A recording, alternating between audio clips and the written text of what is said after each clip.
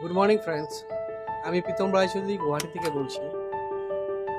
সকালের পুষ্টি, এই 5টা শক্তিশালী অভ্যাস সহ স্বাস্থ্যকর জীবনধারা যদি আপনি যাপন করেন, আপনি দেখবেন আপনি খুব ভালো থাকবেন।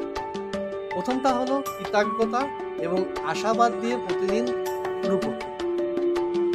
তারপর নেক্সট হলো পুষ্টিকর খাদ্য নিন।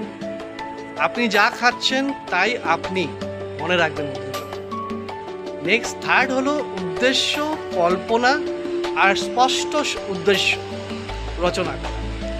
যা আপনি উদ্দেশ্য করবেন তা একটা সুন্দর একটা কল্পনা করুন, কল্পনা করে সেই উদ্দেশ্যটা পূরণ করুন।